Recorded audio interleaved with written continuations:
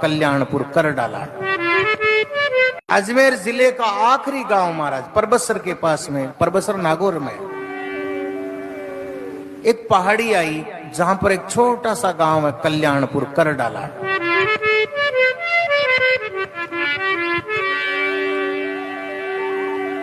वहां पर कोई ग्वाल रहता था दादू जी महाराज के आने के 100 वर्ष पहले।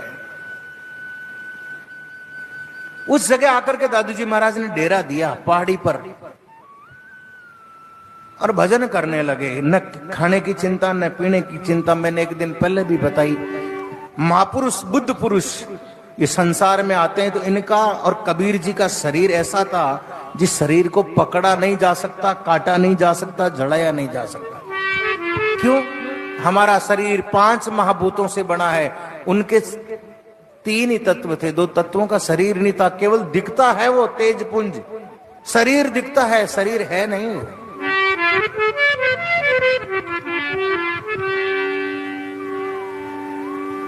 कुछ इतिहासकारों ने इनको गृहस्थी तक लिख दिया महाराज। कबीर जी को भी लिखा, कमाल कमाली लड़के थे, तुम शादी कराने गए थे क्या उनके?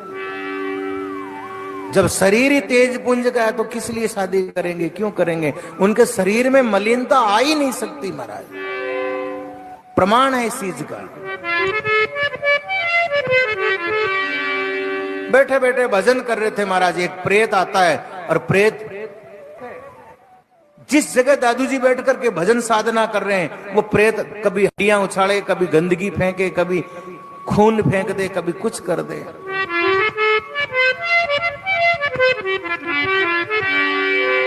दादू जी महाराज ने सोचा ये क्या लीला है। प्रेत आया और महाराज कमंडल का जल छटकार आवाज लगाई, सत्य राम। प्रेत हाथ जोड़ के देवता रूप में खड़ा हुआ, बोले कौन है तुम? वो कहता कि महाराज आज के 100 वर्ष पहले मैं यहां गायें चराने के लिए आता था, ग्वाल था। एक महात्मा इस पहाड़ी पर जिस जगह आप बैठे हो यहां तपस्या करते थे, भजन करते थे, भक्ति करते थे। मैं मेरे घर से रोज दोपहर की रोटी लेकर के आता था गायों में खाने के लिए, भाई दोपहरी कर ले। उन संतों को मैंने 2 रोटी रोज खिलाना शुरू कर दिया, आधी इनको देता और आधी मैं खा लेता। 12 वर्ष कंप्लीट हुए। वो संत बोले कि मैं जा रहा हूं, तूने मेरी सेवा करी है, बता क्या चाहिए तुझे, मांग ले आज कुछ। मैं ग्वाल था महाराज, मैंने कहा मुझे तो मांगना, बोले जो मांगेगा वो मिल जाएगा, मुझे मांगना आता ही नहीं। बोले क्या मांगू? बोले तू जो मांगेगा। बोले मुझे बहुत लंबी उम्र दे दो महाराज, दुनिया रोजी ने मर जावे, मैं मरू ही नहीं। बोले ग्वाल था। संतों ने कहा बेटा लंबा जी के क्या करेगा, और कुछ मांग ले, वो मुक्ति मांग ले तो वो मिल जाए महाराज। संत हैं वो। भगवान को भी अपनी कलम, कागज और दवात बदलने पड़ते हैं उसके लिए।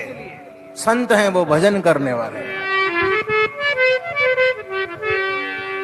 क्या चाहिए और कुछ मांग ले? बोले महाराज मैं तो उम्र दे दो लंबी सारी, सब कमाई ले, धन माया संपत्ति सब आ जाए, उम्र दो लंबी दे दो, मरू नहीं। संतों ने तीसरी बार कहा रे बेटा और कुछ मांग ले रे, लंबी उम्र से क्या करेगा?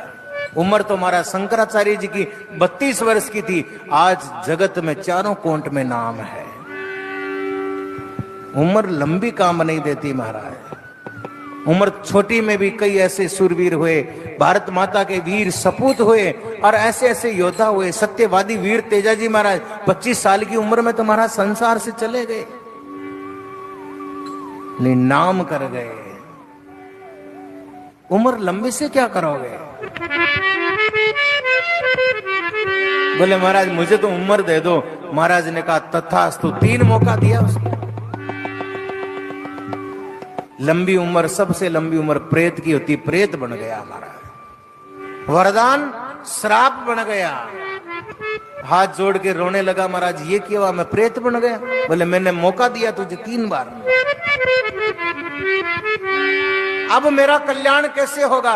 बोले मेरे 100 वर्ष बाद में यहाँ दादू जी नाम के एक संत आएंगे, वो भजन करेंगे और वो तेरा कल्याण करेंगे। आज मेरा कल्याण हो गया महाराज। आप दादू जी हो ना? उस जगह पर प्रेत का कल्याण कर देने से सबसे पहले उस जगह का नाम कर डाला। क्या कर डाला? बोले प्रेत की मुक्ति कर डाली, इसलिए कर डाला। उस जगह को कर डाला कहते हैं जहां दादू जी महाराज ने सर्वप्रथम भजन साधना करी थी। उस साधना का प्रताप देखिए महाराज। न कुछ खाते न कुछ पीते, 24 घंटे में पाव दूध गाय का पीते हैं। पहाड़ी के ऊपर केकड़े के वृक्ष के नीचे एक शिला पर कठोर भजन कर रहे हैं। भजन करते करते महाराज देवराज इंद्र का सिंहासन डोल उठा। लगातार 6 वर्षों से ऐसा तप करते हैं।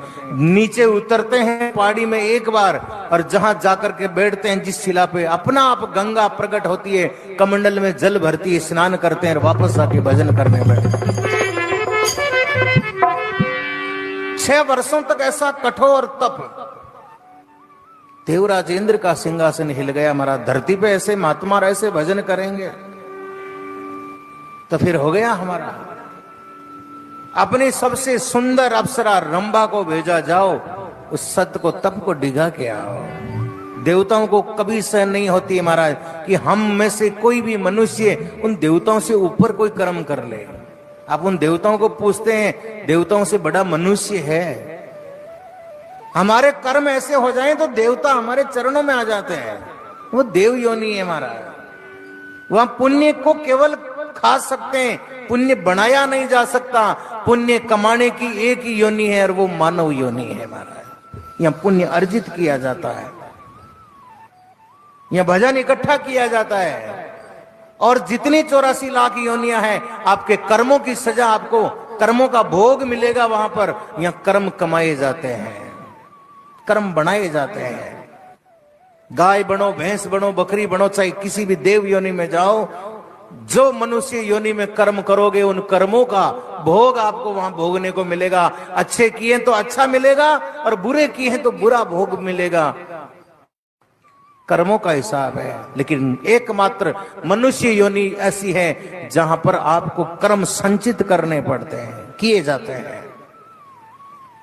देवराज इंद्र अपनी अप्सरा रंभा को भेजता है। रंभा आकर के अपनी चेष्टाएं दिखाती है महाराज। वो जवानी की अवस्था थी दादू जी महाराज की, 18 वर्ष से घर छोड़ा था और आज 24-25 साल की उम्र है जब रंभा आई है। दादू जी ने कहा कि बहन अपनी चेष्टाएं यहां मत दिखाओ। घर परिवार छोड़ करके मैं अपने एक मार्ग को प्रशस्त करने के लिए आया हूं। मुझे तुम्हारे देवताओं का सिंहासन नहीं चाहिए।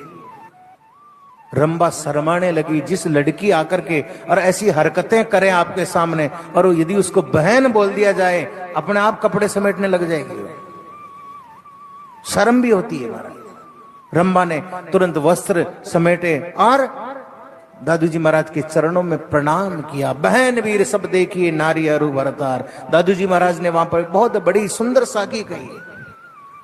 जितनी आत्माएं हैं संसार की, वो सब परमात्मा की आत्मा है, इसलिए हम सब बहन भाई हैं। पिता हमारा एक ही है, परम पिता परमात्मा। ऐसी शिक्षा दी और रंभा को वापस रवाना कर दिया महाराज। दादू जी महाराज ऐसा कठोर तप